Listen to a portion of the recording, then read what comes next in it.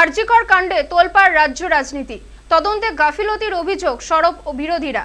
রাজ্যের বিভিন্ন হাসপাতালগুলিতে কর্মবিরতির ডাক দেন চিকিৎসকরা। এই পরিস্থিতিতে মুখ্যমন্ত্রীর নির্দেশে বৈঠক ডাকা হয় নবান্নে।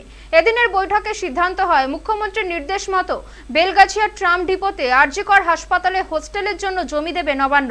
সেখানেই তৈরি হবে বিল্ডিং। ওই বিল্ডিং এর একটা ফ্লোর নির্যাতিতার ডাক্তার ছাত্রীর স্মৃতিতে করা হবে।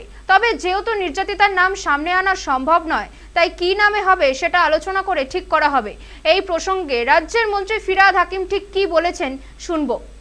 এটা অলরেডি হয়ে গেছে, এক সপ্তাহের মধ্যে আমাদের সার্ভে শেষ হবে, তারপরে ডিপিআর রেডি হবে, তারপর টেন্ডার হয়ে যতটা লাগবে আমরা মুখ্যমন্ত্রীর কাছে ওটা একটা হসপিটাল হবে আর হোস্টেলস হবে।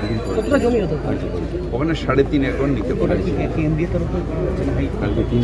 এটা মুখ্যমন্ত্রীর সিদ্ধান্ত নেবেন, পিডব্লিউডি নিশ্চিত। ডাক্তারদের কোনো রেস্ট রুমের সব নিয়ে ওই জায়গা, ওখানে স্পেস কম, এতগুলো ডিপার্টমেন্ট স্পেস কম, তাই এটা অ্যানেক্স বিল্ডিং করার ভাবনা হচ্ছে।